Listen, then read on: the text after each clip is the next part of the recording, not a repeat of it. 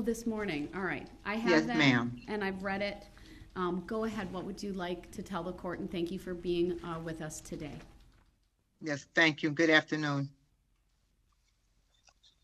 I have two things I would like to tell. One is a written statement, Your Honor, and then I have a poem I would like to read after my statement, if that's permissible. Okay, thank you. Thank you. Mental illness affects everyone. It destroys lives, families, and hurts society. For far too long, it's been a dirty little secret in families that no one wants to talk about. Mental illness is the elephant in the room that so many pretend it's not there. People who suffer from it are often shunned by families and friends, rejected by society, and made fun of, the subject of bad jokes, ridiculed, and judged on YouTube, podcasts, Facebook, and other media posts, used in campaign ads, disrespected, stripped of their dignity. No one cares. No one sees their pain or hears their cries and pleas for help. They are the forgotten ones and viewed by many of not having a place in society. It is no fault of their own that they have become ill and began to change from the person we all knew. Once viewed as fun, loving, and kind, are now the outcasts of society. We say they're what's wrong with society. They're idiots, unfit. They need to be disposed of, thrown out with the rest of the trash. They serve no purpose. The same my brother's keeper doesn't apply to them. And the Bible in the book of Philippians chapter 2, verse 4, it says, let each of you not look only to his own interests, but also the interests of others. Mental illness caused them to do the unthinkable. They must be punished. Yes, I agree. There should be some accountability to their for their actions. But we also must render help. What good is punishment without correction to prevent the act from happening again? In their cases, or many of their cases, treatment, therapy, medication, hospitals, and institutions that specialize in helping those who suffer with mental illness need to be offered. And I believe these places can help those who suffer become mentally well.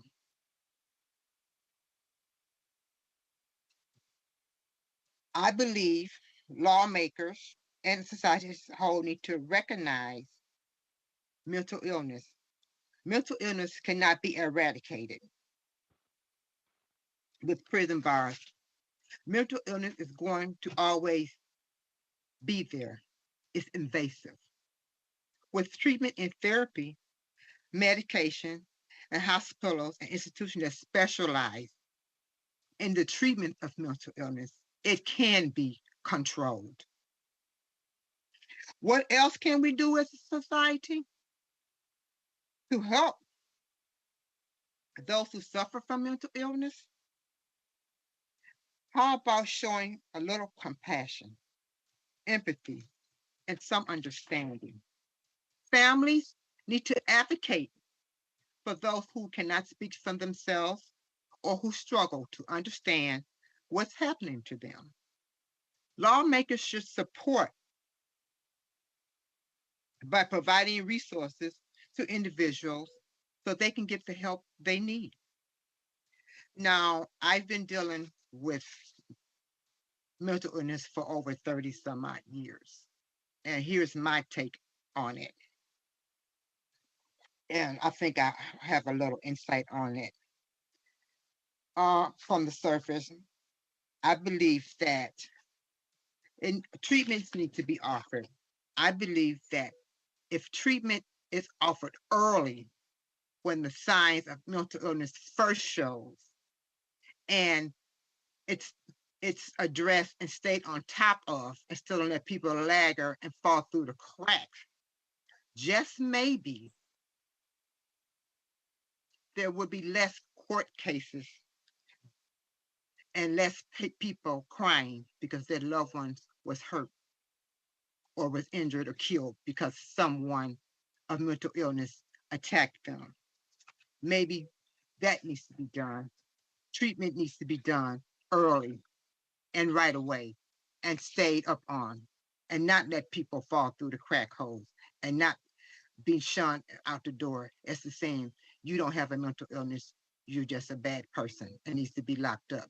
Jail is not the only answer. Help, treatment, hospitalization, and medication, it plays a big role in preventing this where we are today if it would have been offered sooner.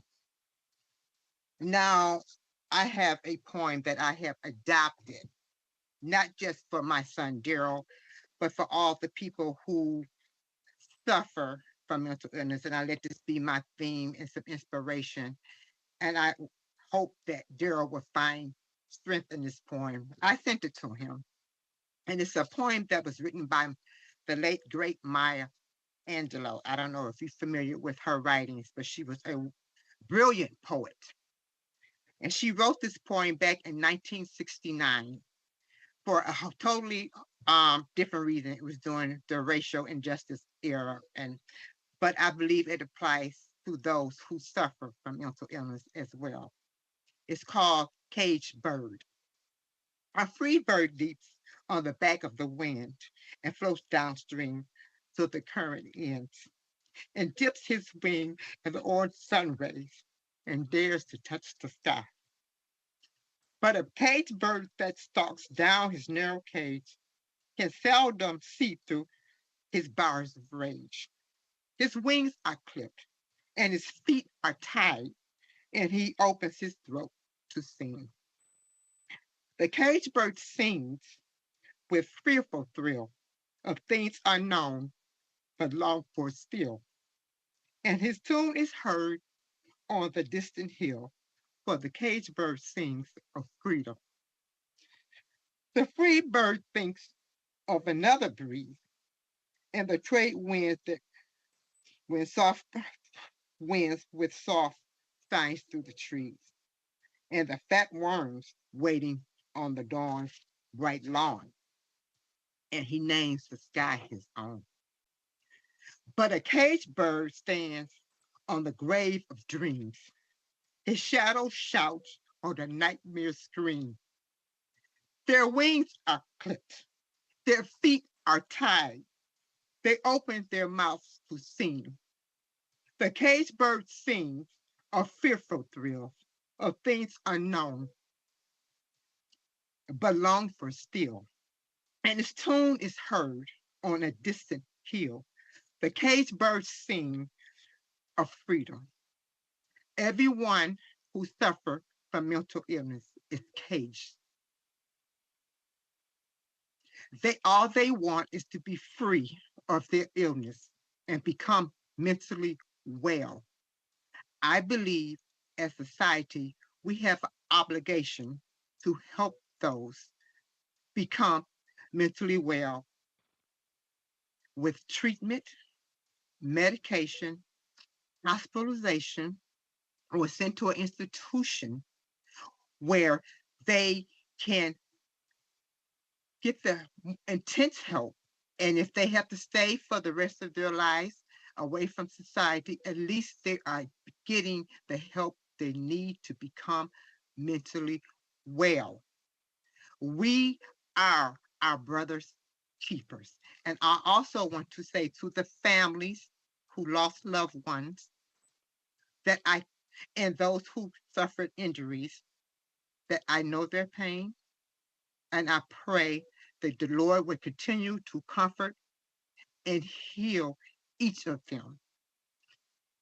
Thank you for allowing me to speak. Thank you, Ms. Woods, and I should have said this earlier. I have 3 monitors in front of me, and the monitor that I'm pointing at right now is the monitor that the Zoom shows up, so that's why I look like I'm turned away, but I'm actually watching you. Thank you, ma'am. All right, thank you. Thank you. Then I'll turn next to Mary Edwards. If you want to turn your camera on and unmute, and then Ms. Woods, if you would. Yes, ma'am.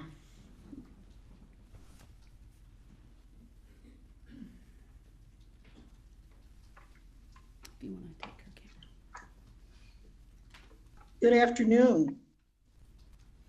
And I should say for the record that obviously Dawn Woods was the first speaker, and I have Mary Edwards. If you can let me know who's next to you, please. Oh, there's no one next to me at the moment. Thank you. Okay. Are we good to go? I need to know who's in the room with you because I saw them. Oh, that's my husband. Okay. Okay, he's not in the room at the moment. Well, all right. That's okay. He's not here. I just wanted to know I saw someone problem else. with him being here? No, he can be there since I know who it is. We'll just. All right, it's my husband is here. Will he be speaking or just you? No, he's not speaking.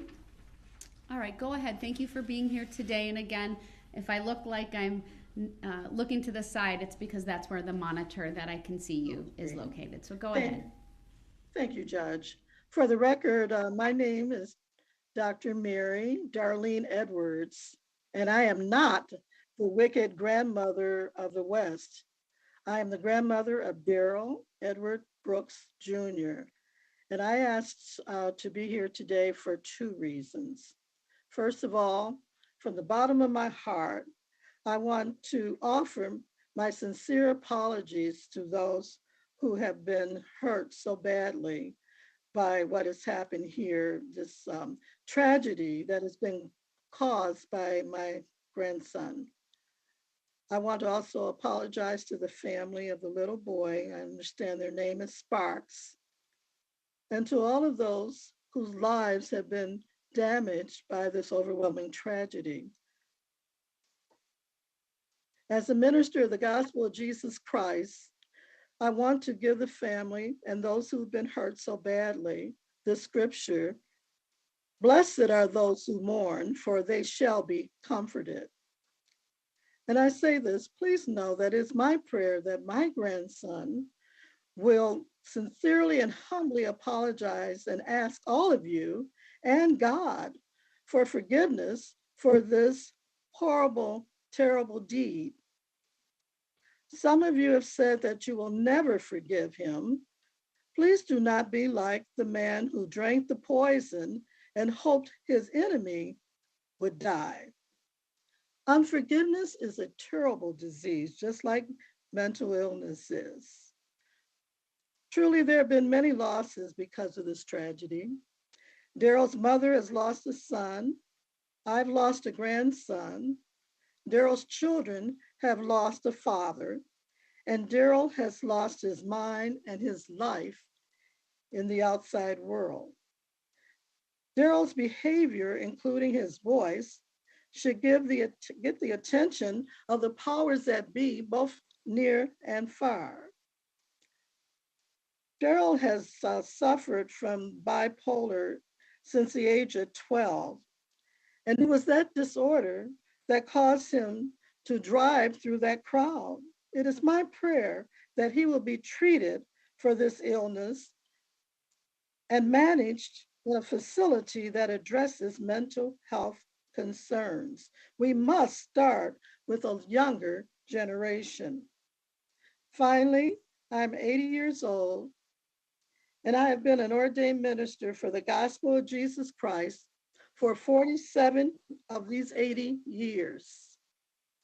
If you look at my background, you will see that God has used my life to bring about positive change in multitudes of residents in the city of Detroit and beyond. I share this information not to boast. That is not my intention, but rather to let you know that I care about people and their well-being. I've spent more than half of my life helping what the Bible calls the least of these, AKA society's rejects. Since this tragedy, I have become a mental health coach. This will help me better understand this horrible disease, which has plagued my family for generations.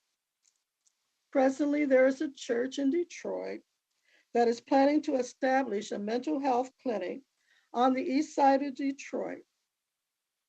Without hesitation, I will support this effort and do everything I can to help those struggling with mental illness. Before I close, I just want to share with you some facts with regard to mental illness. And I got this from the government's mental health website. There's a myth that said mental health problems don't affect me. Many people don't feel like it affects them. That's a myth. It affects everyone. It's a common problem. In 2020, and listen to this, 1 in 5 American adults experience a mental health issue. 1 in 6 young people experience a major depression episode.